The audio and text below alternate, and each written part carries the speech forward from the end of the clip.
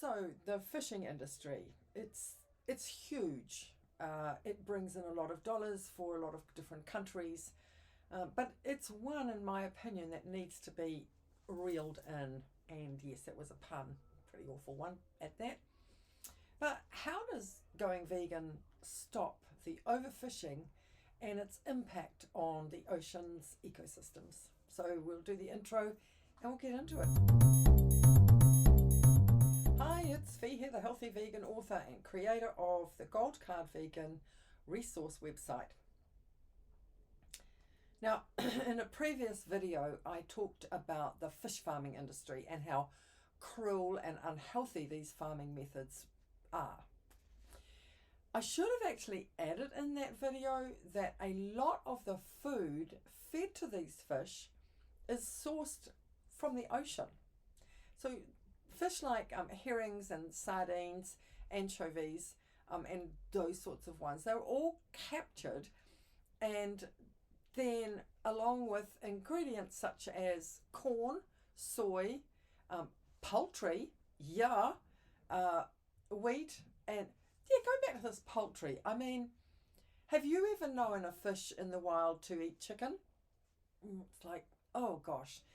But wheat and canola and those sorts, they're all turned into pellets and distributed as food to these fish. Now, these small fish are vital food for larger marine life. And as we deplete them, we're impacting the populations and balance of the food chain. Hey, listen, we already know, don't we, that fish stocks are being depleted. Fishermen are having to go further afield to find fish to catch. And there's many nights over the years that I have seen lots of trawlers out at sea. And as I said, especially at night, because you can see the lights on. And it honestly, it looks like a city beyond our coastal zone. And I think our coastal zone is 12 miles around my country anyway. But you can see these trawlers all lined up. Now, most of these fishermen come from Asia or Asian countries because their fish stocks are depleted so much. So they come into the international waters further and further and further from their own homes. The impacts of industrial fishing on our oceans are enormous, and it threatens countless marine species. Commercial fishing depletes wild fish populations at unsustainable rates, and it does it through destructive and non-selective gear techniques. Now, we all know there are vast industrial fishing fleets in our oceans right across the globe, and they use technologies like purseines. These are massive nets laid out, and they've got like a drawstring bag, and so they pull up this bag around schools of fish. And then there's the bottom trawls, and there's long lines. Now, these boats are also able to scan the ocean and catch as many fish as quickly as possible, and they do it with little regard for sustainability. Now, it's all very well for these large vessels to go hunting for specific types of fish, but sadly, along with the targets, many other marine fish and mammals are caught up in the nets. Now, this is called bycatch. You've probably heard that word, but sometimes there can be more bycatch than targeted fish.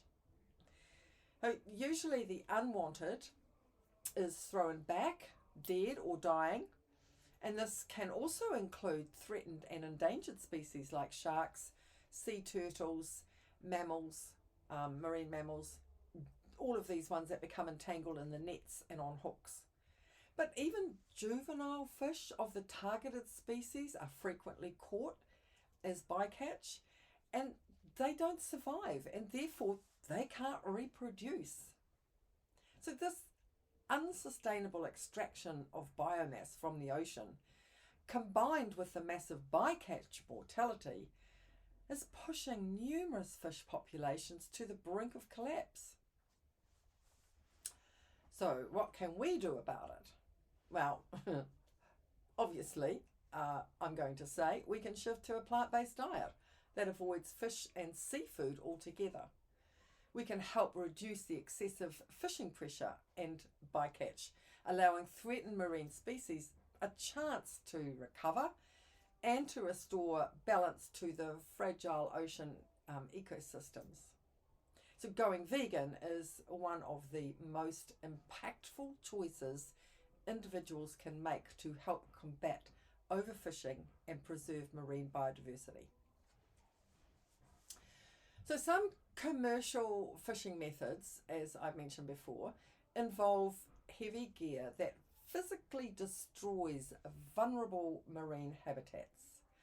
Trawl nets in particular, they drag along the seafloor, tearing up and uprooting delicate ecosystems like coral reefs and seagrass meadows, leaving behind barren patches that become deserts and wastelands. Now these reefs and seagrasses, they provide critical refuge and nursery for juvenile fish and invertebrates.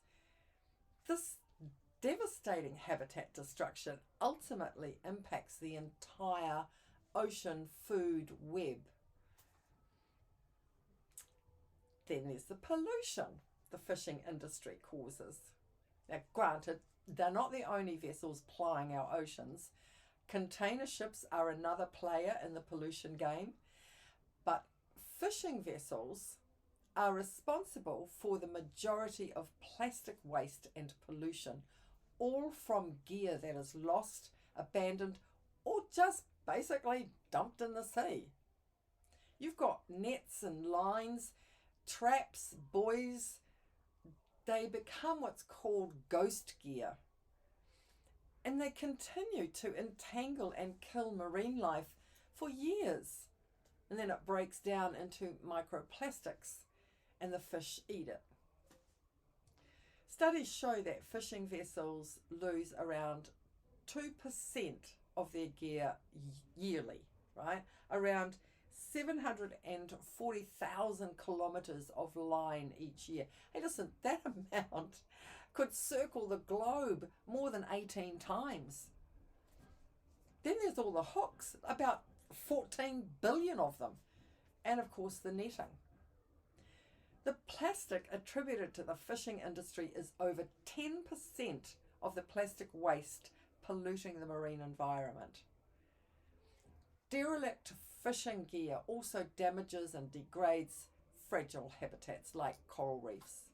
The leaching chemicals from abandoned gear further pollutes oceans already stressed by rising plastic levels and warming waters.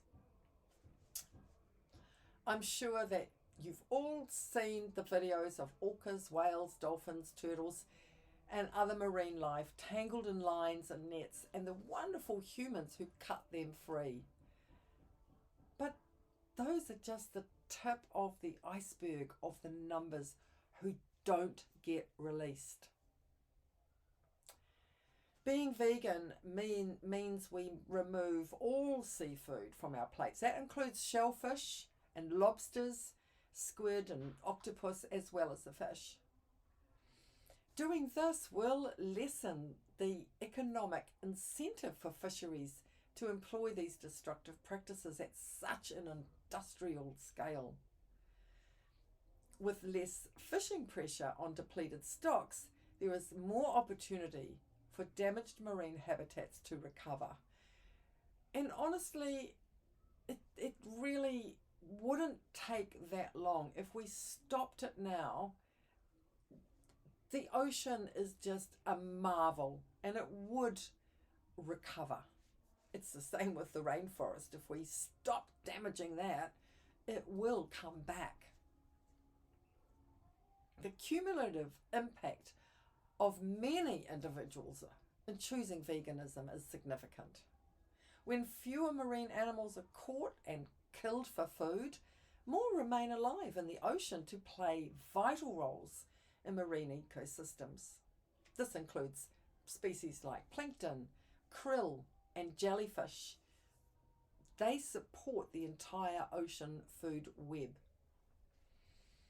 Choosing a vegan diet, we will help create a healthier ocean, which will be rich in biodiversity. By voting with our forks, we send a message that we value healthy oceans and the myriad of marine creatures that depend on delicate ocean habitats for survival. That's it for today. Thanks for watching. And if you like this video, please give it a thumbs up, comment, and subscribe if you want more of my content. Remember to have great food, make it plant-based, and be compassionate to all sea life, land animals, and even humans. Bye for now.